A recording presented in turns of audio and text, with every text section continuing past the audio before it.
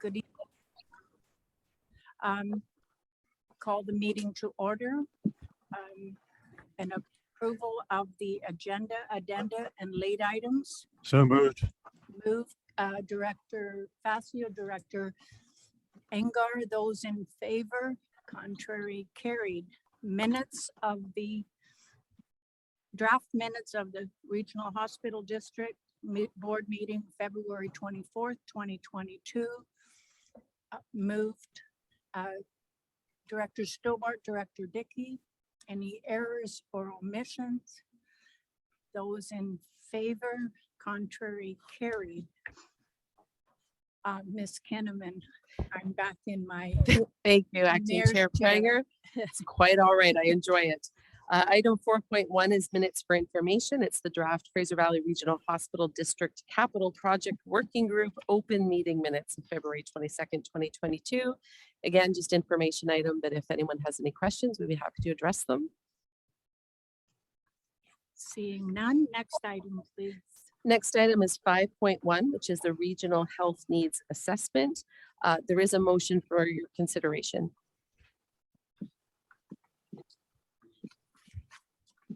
Moved by Director Lum, seconded by Director Blue.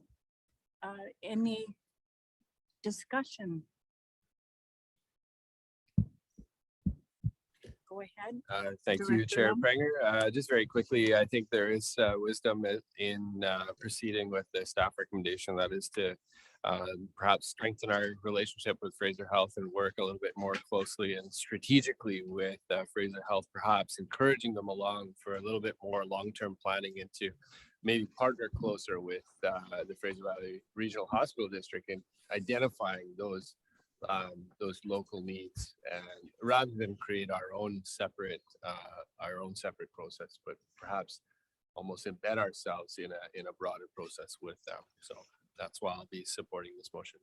Thank you. I know Chair Raymond is very much in favor of seeing that move forward as well. And I think it only bodes well for us to do that. Any further discussion? Those in favor, contrary, carried. Ms. Kinnaman, Next item is 5.2, which is the 2022 Hospital District Annual Budget. There are some motions for your consideration. I'll move first motion. seconded Director Ross. Discussion? Those in favor, contrary, carried. Second motion for consideration, Director Dickey and Director Stobart. Those in favor, contrary, carried. Third motion, Director Adamson, Director Westering.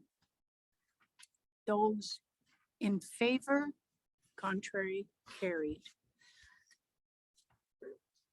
Thank you, Chair Pranger. So moving down to item 6, which is reports from board directors.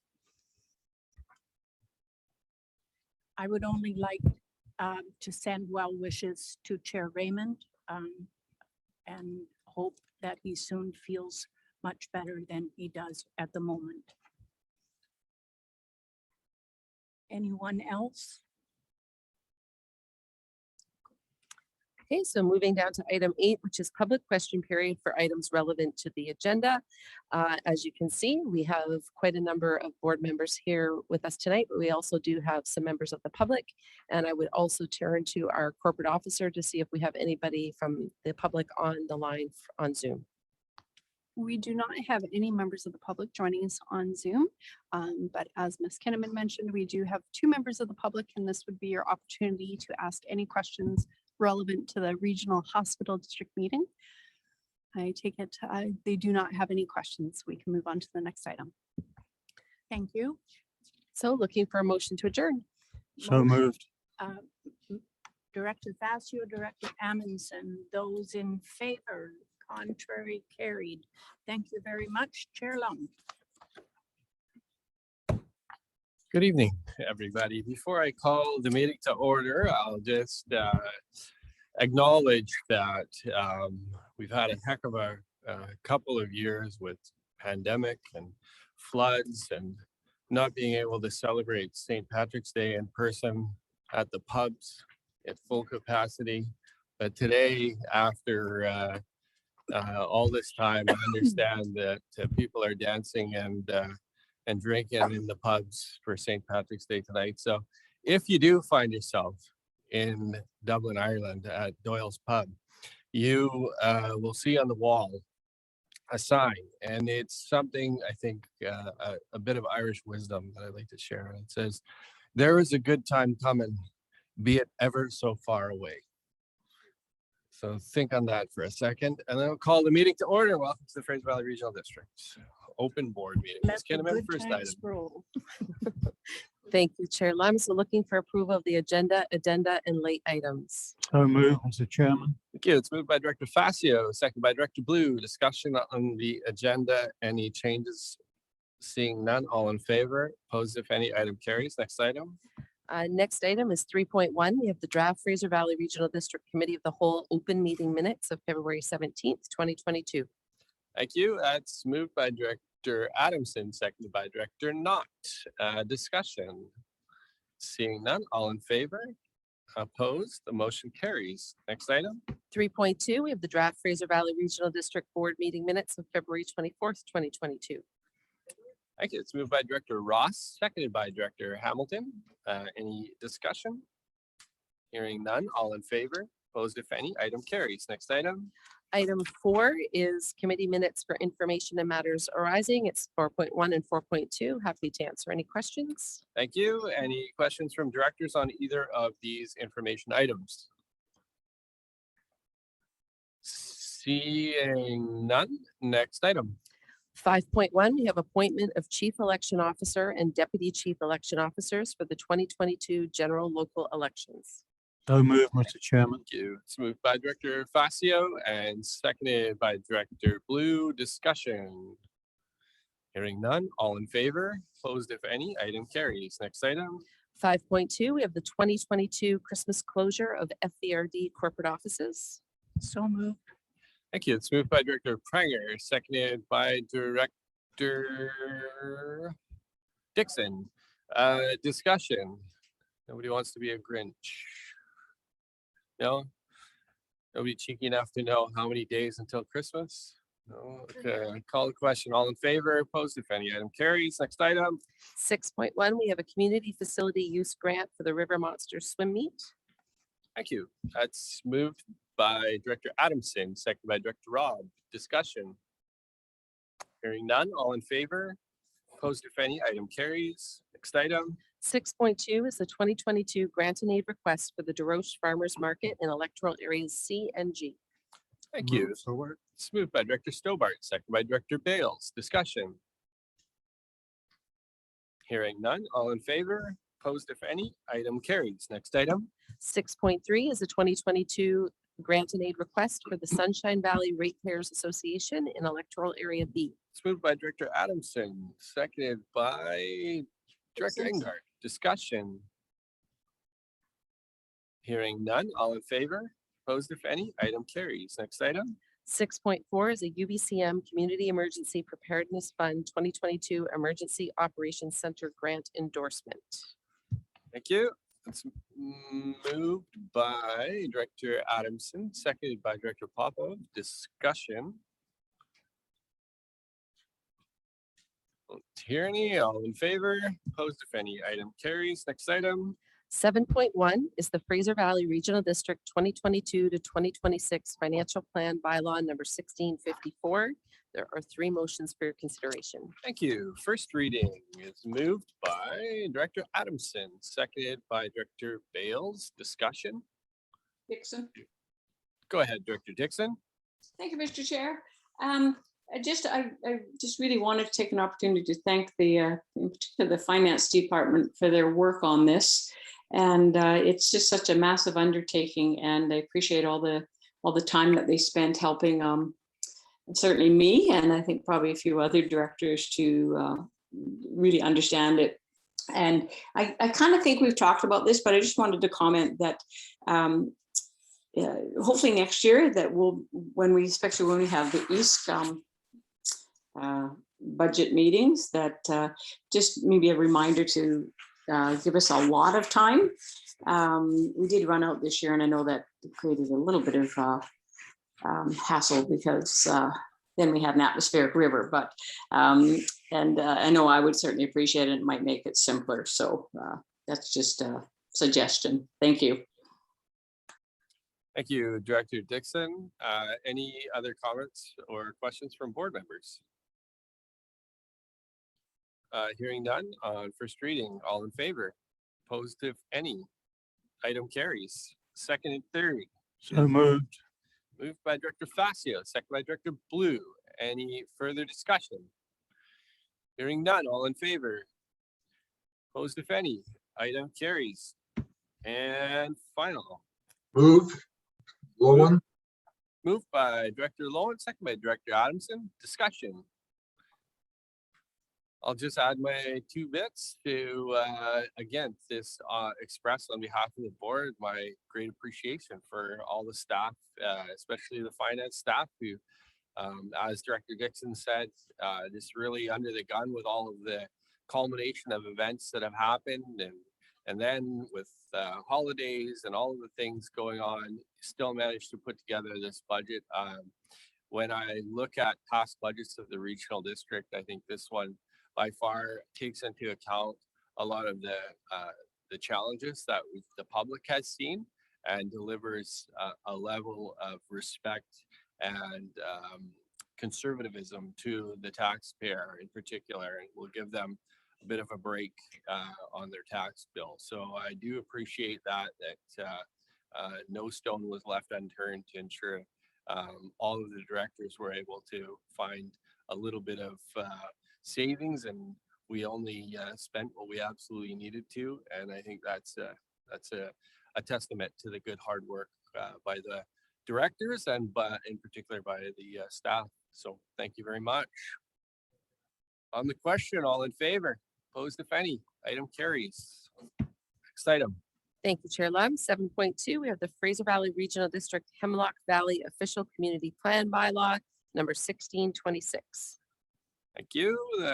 It's motion number 1 is moved by Director Bales, seconded by Director Westring. Discussion. Hearing none. All in favor? Opposed, if any? Item carries. And motion number 2, moved by Director Adamson, seconded by Director Bales. Discussion. Hearing none. All in favor? Opposed, if any? Item carries. Next item. 7.3, we have official community plan and zoning amendment application for 13088 Sylvester Road in electoral area F. Move Davidson. Thank you. It's moved by Director Davidson, seconded by Director Adamson. Any discussion? We're good. Okay, call the question. All in favor? Opposed, if any? The item carries. Next item. Moving down to section 8, Chair Lum, I believe you have a script in front of you. I do. Pursuant to Part 14, Division 9 of the Local Government Act, this is the opportunity for the FERD Board to hear from the public regarding the development variance permit and the temporary use permit listed on the agenda for this meeting. Anyone who believes that their interests are affected by the proposed applications will be given an opportunity to speak. If you have any verbal comments with respect to this permit, and you're joining us by Zoom on a computer or a smart device, I'd ask that you please press the raise hand function. When it is your turn to speak, you'll be asked to unmute yourself. If you're joining us by phone, please press *9, and this will notify staff that you wish to speak. When you're prompted to unmute yourself, please press *6. Those of you wishing to speak are asked to begin your presentation by providing your name and address, which will be recorded and form part of our official record. Please limit your comments to 5 minutes and confine your remarks to the application at hand. Ms. Kinnaman. 8.1, we have development variance permit 2022-01 to increase the maximum height, size and height of a proposed shop at 10427 Woodrose Place in electoral area D. Thank you. And I'll just check with our members of the public in the room if they wish to speak to this item. And I'll check with Ms. Van Ness. Do we have anyone online? No, we do not have anybody on the line. Okay, seeing that nobody wishes to speak to this item, what is the board's wishes? I'd like to move the staff recommendation. Thank you. Is there a second here? Seconded by Director Adamson. Discussion. Hearing none, all in favor, opposed if any, the item carries. Next item. 8.2, we have temporary use permit for staff accommodation at Sasquatch Mountain Resort, 20955 Hemlock Valley Road in Electoral Area C. Thank you. And I'll check with our illustrious members of the public. You don't wish to speak to this item either. Okay. Are you sure? Okay. Okay. You can tell we're a little excited to have public in the audience here. Ms. Van Ness, anybody online who We wishes to speak? still to the item? do not have any members of the public joining us. Thank you. What's the board's wishes? Director Bales? Oh, you're just on mute, Director Bales. I would pass this along, move it for the, The staff recommendation. yep. Thank you, Director Bales. Is there a seconder? Seconded by Director Adamson. Discussion? Nope, don't hear any, so call the question. All in favor? Opposed if any, the item carries. Next item. 9.1 is an information item. It's the Canadian Single-Use Plastics Prohibition Regulations. Staff are happy to answer any questions if the board has any. Thank you. Director Engard. Yeah, thank you, Chair. Just a quick question through you to staff. Is this rollout that the province is doing, I understand it's the end of 2022, that it's going to come into effect. Will that then naturally apply to every municipality, every city, town in the entire province, or is it going to be selective? Ms. Kinnaman. Thank you, Chair Lum. I see that Lance Lilly has put his camera on, so I'd be happy to have him answer that question. Mr. Lilly. Hey, good evening. Through the chair to Director Engar. My understanding, this is federal regulation, not provincial, and it does apply, across the entire country. It's coming in phases. They're looking at it coming in. It's going to be enacted probably later in 2022. And I believe there's a 1-year phase-in period after that for some of the products. Some of the products, and I can't remember the details, some is a 2-year phase-in product implementation for the bans. So a follow-up, if I may, Chair. Please. I'm just wondering then, are certain municipalities already ahead of the curve on this? It seems that we are here locally, and any comments from staff of how you see things proceeding, if we can even get more aggressive in things to reduce plastics, or what does it look like coming ahead in your view? There absolutely are some municipalities that they've been leading the way on this for a while now, and even some of our local municipalities that have been championing various bylaws for bans. Where I like this approach at a federal is it provides a baseline, sort of a floor that everybody has to meet, and makes it a level playing field, which makes it a much more competitive advantage for grocery stores. You don't have to supply, one municipality versus another with different types of plastic. And municipalities can still go above and beyond what these federal minimum requirements are going to be. Good, thank you very much. Director Pranger. I would just like to thank staff for continuing the work on the agricultural use plastics. That is a big item for our Fraser Valley. And I think the sooner we get some answers, the better. But in the meantime, you are keeping that in the forefront, and it's very much appreciated. Thank you. Thank you, Director Pranger. Any other comments or questions from directors? Seeing none, let's move on. 9.2, we have the Regional Growth Strategy Update, Phase 2 Public Engagement Final Results. And it is an information item, but we do have a brief staff presentation this evening. Thank you. So I see we have Teresa Alexander on the line. So, Hello. welcome. Can you see me and hear me? Can. Awesome. So good evening, everyone. My name is Teresa Alexander. I'm a planner in strategic planning and initiatives at FERD. Today, I will be going over the public engagement results for phase 2 of the regional growth strategy update. I will start by going over how we reached out to the public, who we ended up hearing from. However, the focus of today's presentation will be sharing some key engagement findings.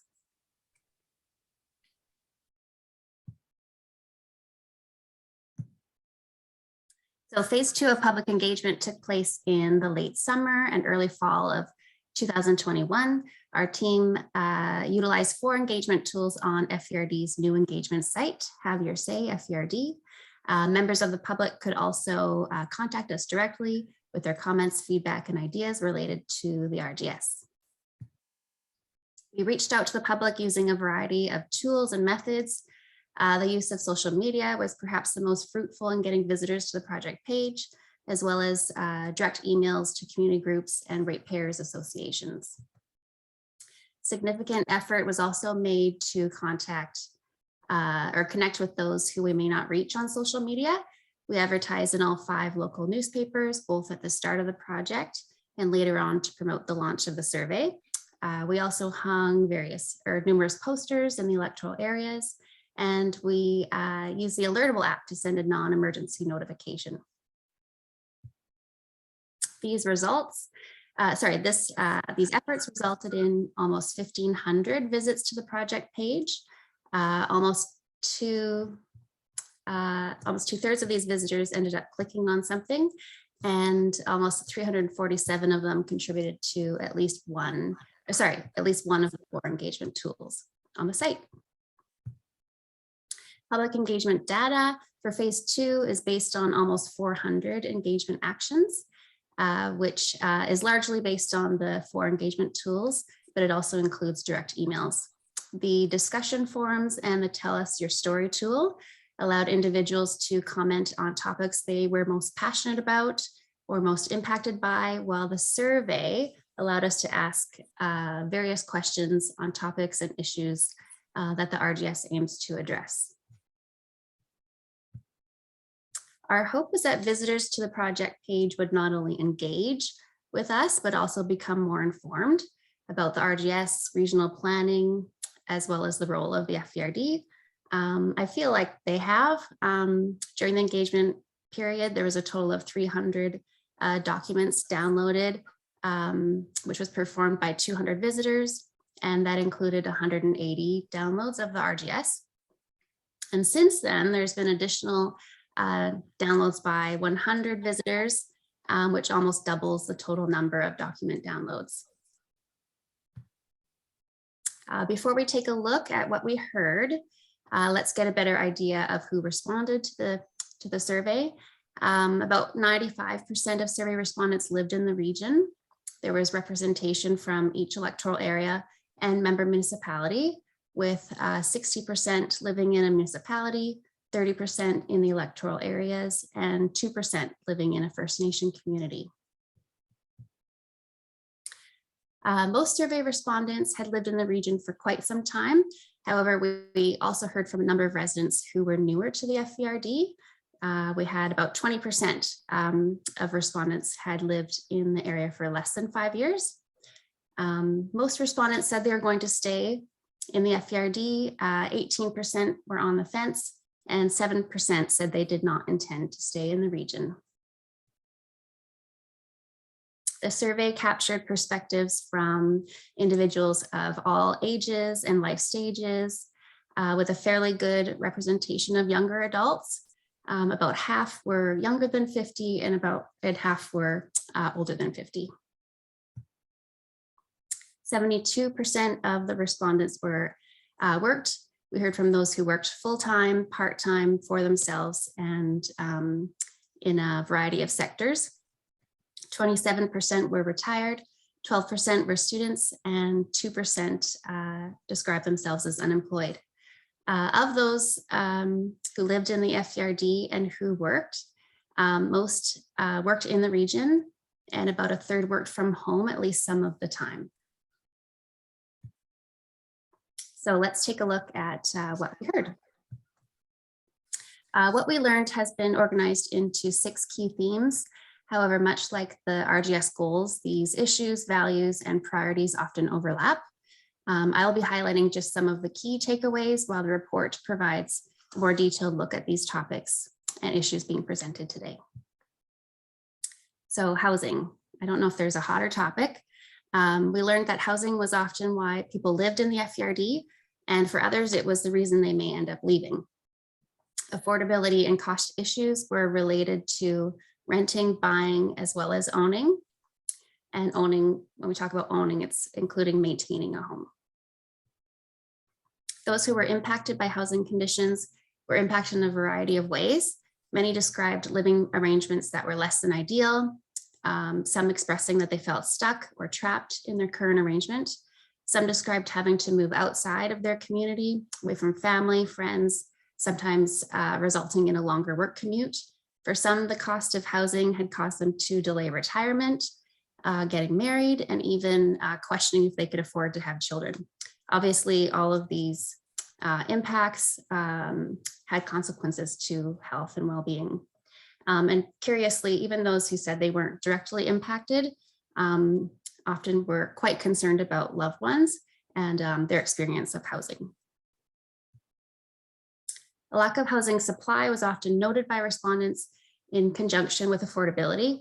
Respondents expressed a lack or a desire for smaller homes suitable for seniors or those who like to live independently. There is a desire for larger homes to meet the needs of families and multi-generational living, as well homes that specifically meet the needs of those with mobility limitations. There was support for development and increased density, but also concerns about growth in rural areas. And homelessness was a concern for many. For transportation, despite minimal reported use of public transportation, there was a significant support for the prioritization and investment of local and interregional public transit systems.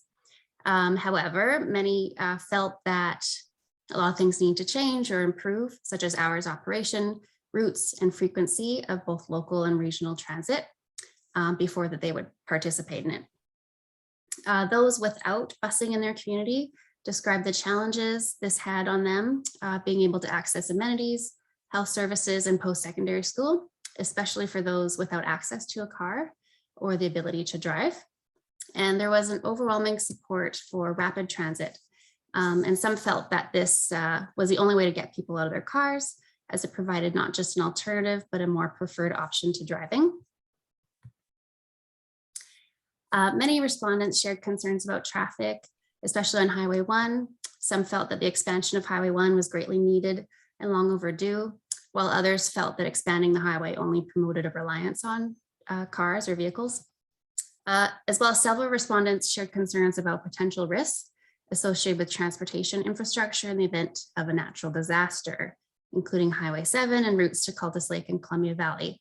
And this engagement occurred prior to highly destructive atmospheric events in November and December.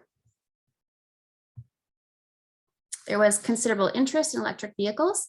15% of respondents said they drove an electric vehicle, and 53% of those who did not said they were at least somewhat likely to own an electric vehicle in the next 5 years. Respondents expressed a desire for more charging stations in multi-unit housing developments, in remote areas, and in homes, and for that homes in general to be built with electric vehicles in mind. The biggest barrier to driving an electric vehicle was the cost of ownership. Active modes of transportation, such as walking and cycling, were often preferred forms of travel for local commutes, as well as for leisure. However, safety concerns often prevented those from regularly partaking in these modes of transportation, especially when getting to and from work. The overall sentiment about economic development and employment in the FERD was generally really good. Most respondents felt that businesses in the FERD kept up with new technology and adapted well to various changes. Increased use of technology was reported by many, as well as the need to continue to adapt to future changes. Many reported working from home as a result of the pandemic and expected, or at least hoped, that this would continue after the pandemic was over. Respondents indicated that it might be easier to find work than it is to find employees in the FVRD. A few respondents specifically, however, commented that more tech jobs were needed in the region. Many respondents shared how staffing shortages impacted their industry, their workplace, and put additional strain on workers. Some were of the opinion that improved wages and working conditions were needed to improve employee retention and recruitment. Aging populations and climate change were often associated with increased demand and industry challenges. Those who worked in healthcare were especially concerned about the increasing demands associated with the aging population. This was especially worrisome for respondents who were already impacted by staffing shortages, as well as burnout. Challenges in accessing childcare were noted by some, which, as we know, can make it difficult to engage in meaningful work. Respondents placed a significant value on outdoor recreation and natural areas, which was also strongly associated with the region. For some, that meant access to parks and trails, and for others, it was simply an appreciation of the backdrop that is our natural landscape.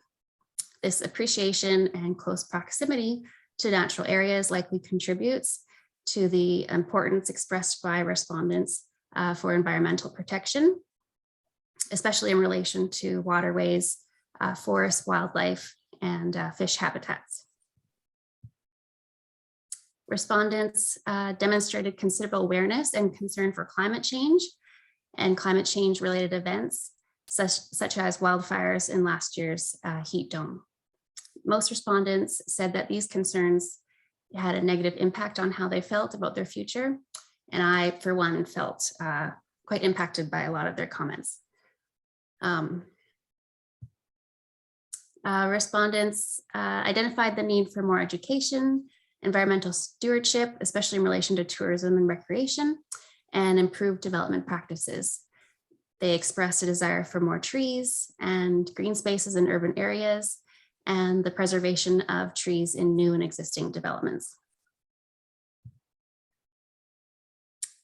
Respondents place significant value on quality of life, lifestyle, and work-life balance.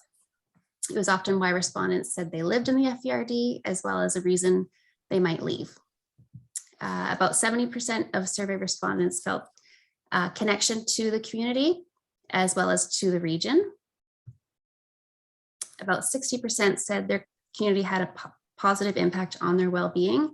However, about a quarter of respondents felt that their communities could be improved in relation to inclusivity, and that diversity could be celebrated and respected more. There was a strong appreciation for the character and lifestyle associated with rural areas and smaller communities, as well as a desire to protect and preserve those qualities. In fact, almost 40% of respondents said that a small town and rural sensibility was one of the reasons that they chose to live in the FVRD. And most respondents, regardless of where they lived, felt that population growth in the Lower Mainland had an impact on rural communities. So what's next for the RGS update? So we are currently in phase 3 of the RGS update. Staff are actively engaging with First Nations regarding the RGS with the intention of building on existing relationships and developing new ones. I'm happy to report that it's going quite well. We're getting a lot of feedback and connections.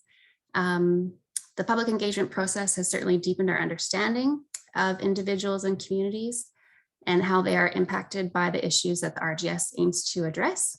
So we will continue to refine the policies in the plan in relation to what we've learned from connecting with the public and First Nations communities.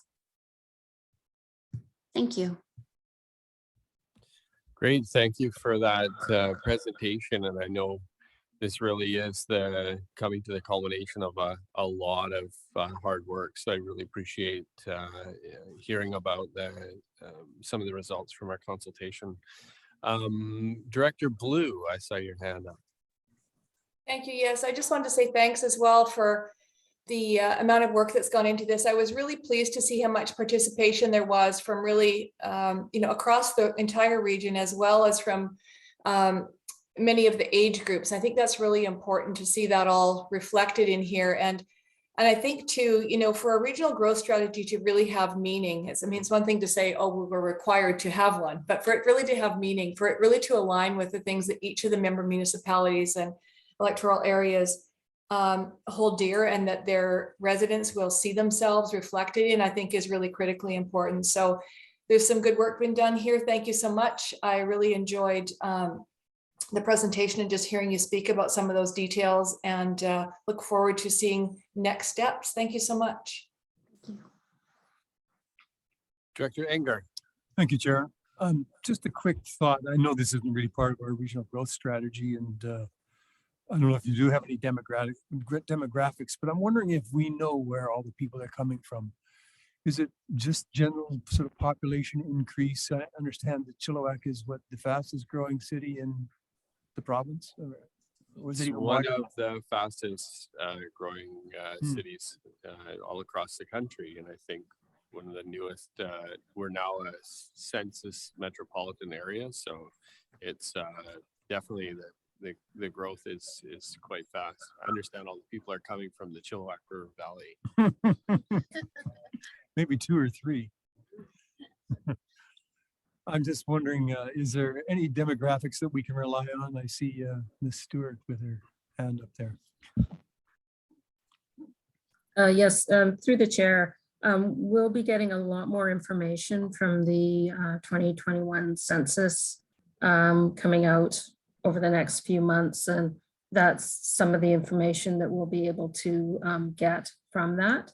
That'll show sort of who's moving in general terms, where people are coming from, if they're coming from within the region or outside the region or from other parts of the country.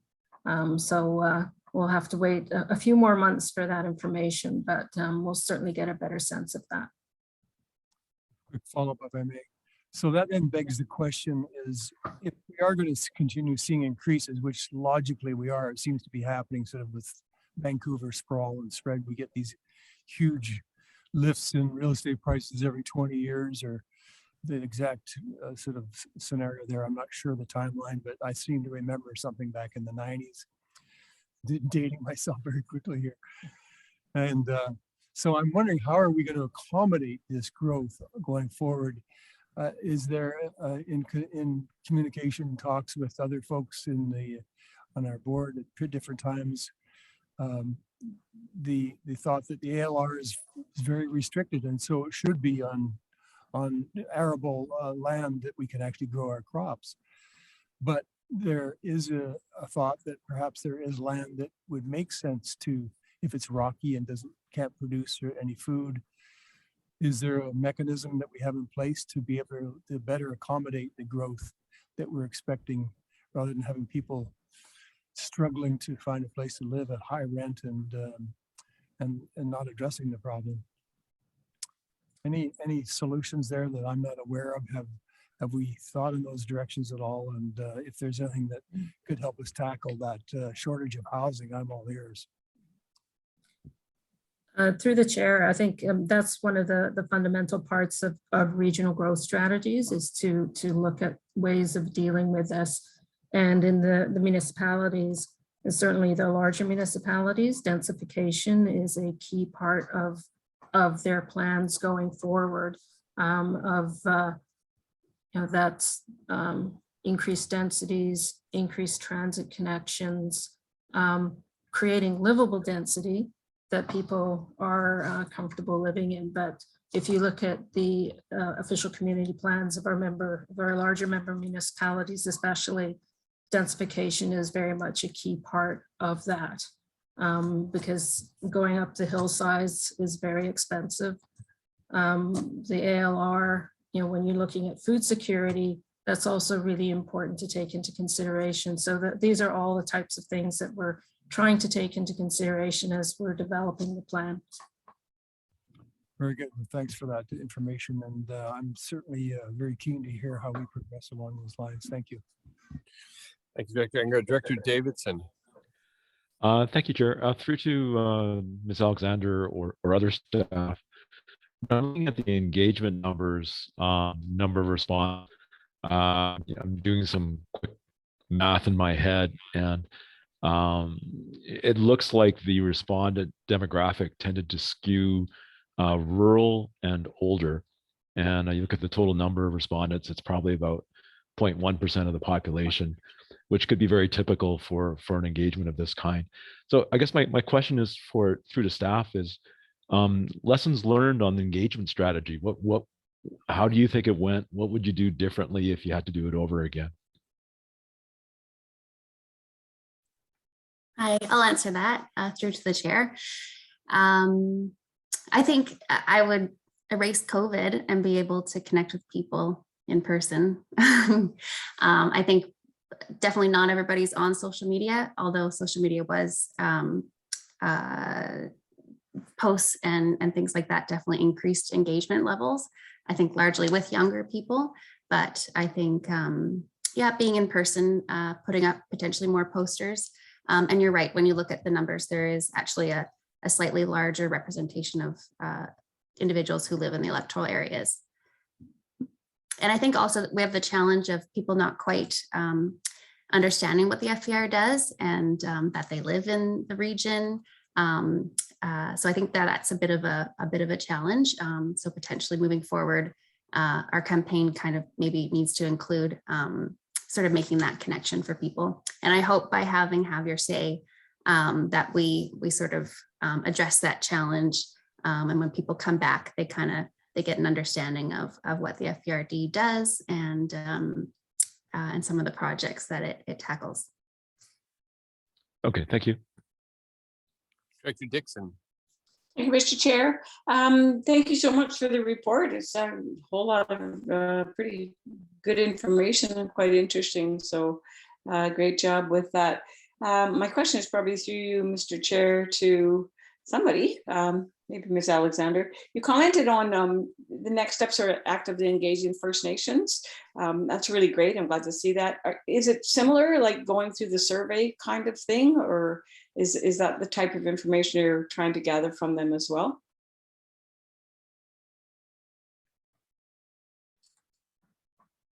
I think I'll take that one through the chair. Yeah, the engagement, it is different from the general public engagement in that it's incumbent on us to have meaningful engagement. So we're meeting directly with each of the First Nations and finding out how best they want to be engaged and sharing the information and an opportunity for us to learn about their communities and what their needs are. So we're going through that process right now, and I think we've so far have had a good response and an appreciation for what we're trying to do. And I think it really is an opportunity to share our common concerns and how we can address these concerns together when we're speaking to senior levels of government and things like that. So it's a real opportunity for us to understand our communities, our First Nations communities much better. Yeah, understand. That's great. Thanks very much for sharing that. Thank you. Director Facio. Thank you, Mr. Chairman. Thank you to the staff for this report. I've spent my previous years on council when these growth strategies have come through to guide myself and our village. So I find it very rewarding. It's a guiding document, eh? I mean, we're talking about over 300,000 people you're trying to contact here, whether it's COVID or something else. This way of contacting people, I think, is very important, either through the way you've done this. We've done it the same with our OCPs and other banging the table, whatever you want to call it, to communicate with people, trying to get an area of this capacity together into a room, or to break it up into small groups all over the whole electoral areas. No, I think I'm a great believer, if you're interested in your community and the area and everything that's going to be coming our way, that I know not everybody's on social media. I can appreciate that. There are other ways, like you've demonstrated, that you've contacted the public, same as we've done with our process. And it's a good way to go. It's this isn't easy, you know. The density portion, I mean, it's more larger lots now, accommodating more homes. There's no getting away from it. Whether it's the city of Chilliwack becoming a large metropolis, we're getting it in our small communities. People just want to move out into the rural areas, into this beautiful Fraser Valley, and live here. So we have to face that. It's difficult. It's difficult for the public who are already living in the communities to understand that. Nobody wants change. We know that. But change is happening. It's going to keep coming. And this is a very good way of communicating to the public. Does everybody know about the FVRD? Probably not. I know it's I've had to explain it to many people over the years what they actually do. But I really appreciate the work that you're doing, and look forward to the other two phases. Thank you. Thank you, Director Facio. I don't see any other hands raised, and I don't see anyone else indicating they wish to speak to this item. So just express my thanks to staff for their continued hard work. And I know the engagement piece, as you mentioned, with government to government engagement with First Nations is ongoing. I participated in a meeting this week and I have a few popping up in my calendar here. So yeah, I anticipate that we'll have good, fruitful conversation. So next item. Thank you, Chair Lund. So 9.3 is another information item. It's development permits issued in 2021 by the Director of Planning and Development. Happy to answer any questions. Thank you. Questions on this information item? Don't see any. Next item. 9.4 is Harrison Mills Neighborhood Plan Progress Update for March 2022. Thank you. And questions on this, Director Bales? Just that there will be another meeting in April and May, so the public can know. Other than that, that it's still an open field. Thank you, Director Bales. Any other questions on this information item? Don't see any. Next item. 9.5 is Agricultural Land Commission application proposed 3-lot subdivision at 1095 Columbia Valley Road in electoral area H. And I understand perhaps Director Dixon, you have a motion you'd wish to introduce at this time. I do. Thank you, Mr. Chair. There it is. The applicant would like an opportunity to appear as a delegation at the April EASC. So we thought that if we could introduce this motion tonight, you want me to read it? Or that the Agricultural Land Commission application for a proposed 3-lot subdivision at 1095 Columbia Valley Road, electoral area H, be referred back to the April 14th EASC meeting for further discussion. Thank you. That motion. That's seconded by Director Adamson. Any further discussion on the motion? Dixon. Go ahead. Just for a point of clarification, does that mean we would re-vote at the April EASC? Ms. Kinnaman or Ms. Van Ness, I would anticipate that if you heard additional information brought to you from the applicant and you wanted to make a different resolution that would then be brought to, I guess, the full board. So East wouldn't have a binding vote on the item, but it would be referred to the following board meeting. Right, yeah, That's correct, Chair Lum. thank you. Okay, so we've got a mover and a seconder. Any other discussion on the motion? No, don't hear any. Call the question. All in favor? Opposed, if any. The item carries. Next item. 9.6, we have Agricultural Land Commission application for a non-farm use in the Agricultural Land Reserve at 53395 Yale Road in Electoral Area D. Thank you. Moved by Director Dickey and seconded by Director Stobart. Discussion? Hearing none. All in favor? Opposed, if any. Item carries. Next item. 9.7, we have Cultus Lake Park Board request to implement changes to the Cultus Lake Park zoning bylaw number 1375. And I would just note that the motion is to refer it back to staff, and that would come back to the April East meeting as well. Move Dixon. It's moved by Director Dixon, second by Director Adamson. Discussion? Don't see any. Let's call the question. All in favor? Opposed, if any. Item carries. Next item.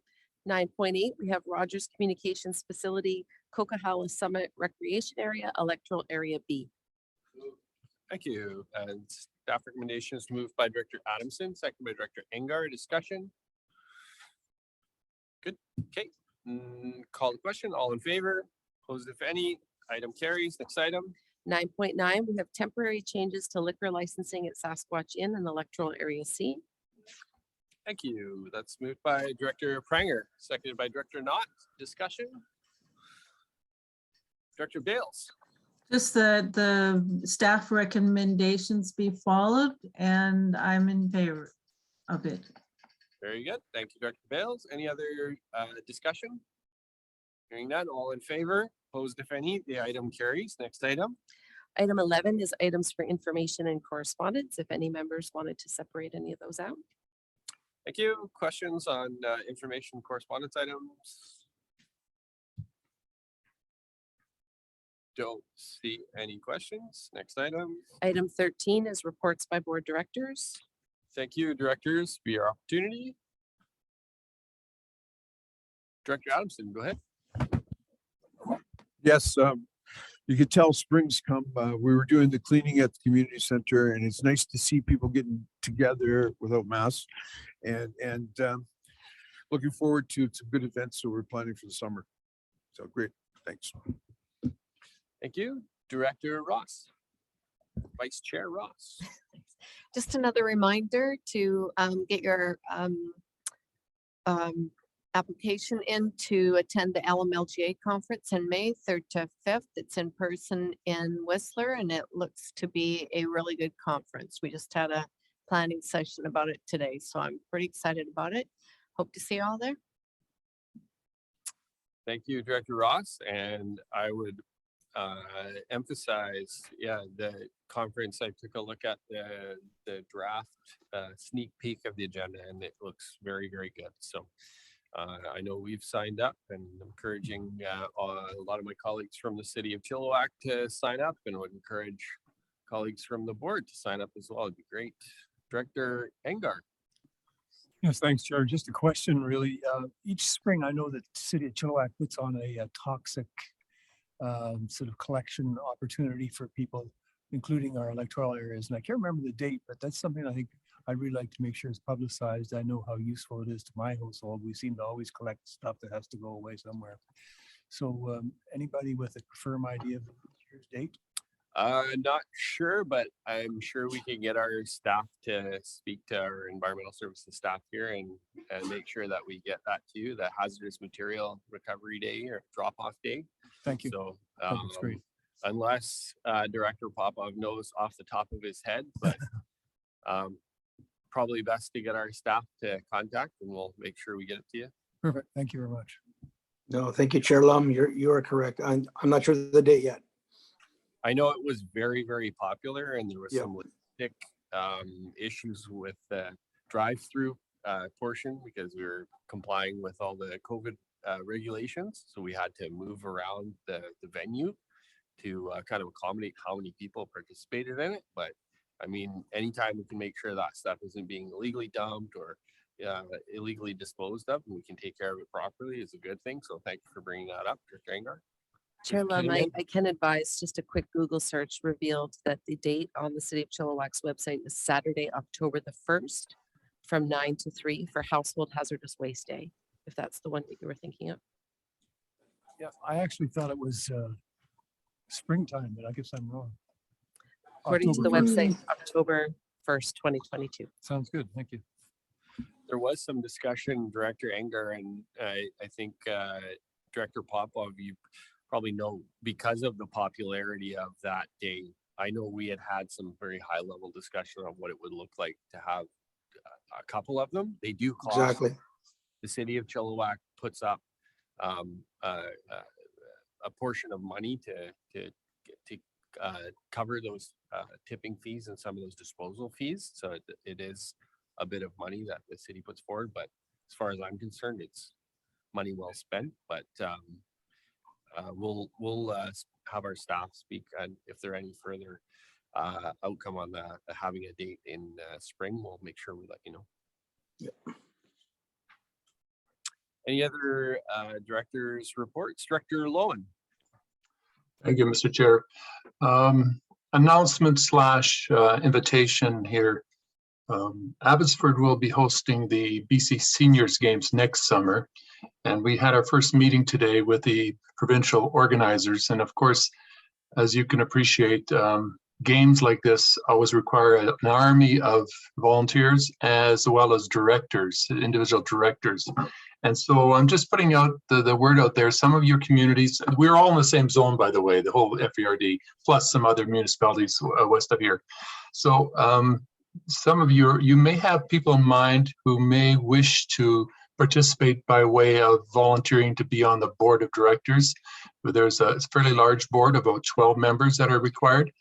Certainly we're polling our own community, but I suspect there may be one or two out there, maybe more, who would be interested. So if you know someone in your community, ask them to get a hold of our staff, our senior staff, Parks and Rec, Mary McMorrison Clark. Thanks. Thank you, Director Lowen. What is the age cutoff to be a competitor? 55. The few of you could compete. Okay. Any other reports from board directors? Starting at 55. You could be. Absolutely.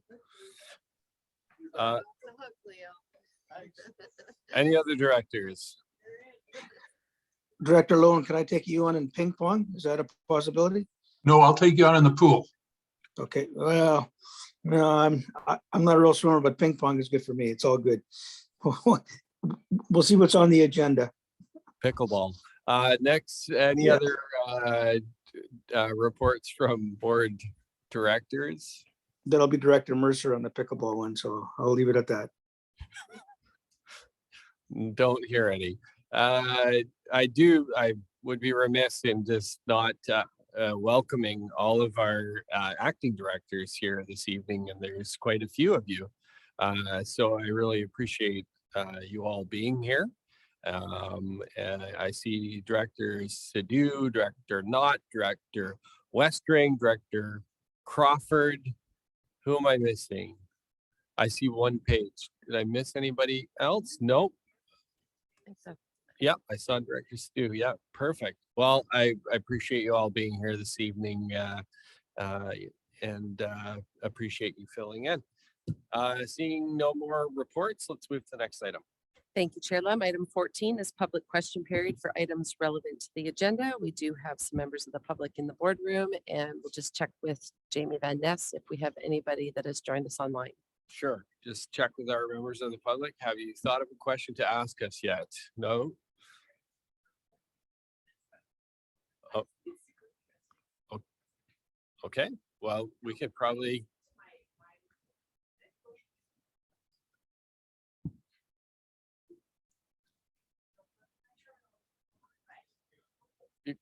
We'll even turn the microphone on for you. And I'll just, we'll get your name and for the record here. My name is Charity Coop, and I was not planning to speak up here. But I found that report super interesting because I have friends that are always talking about moving out of the province into the province. A bunch of years ago, a lot of my friends were moving to Chilliwack, and now none of them are because there's no room and they can't afford it. I've had people that were looking at housing in Chilliwack, and now they're all heading up to Kamloops and Kelowna.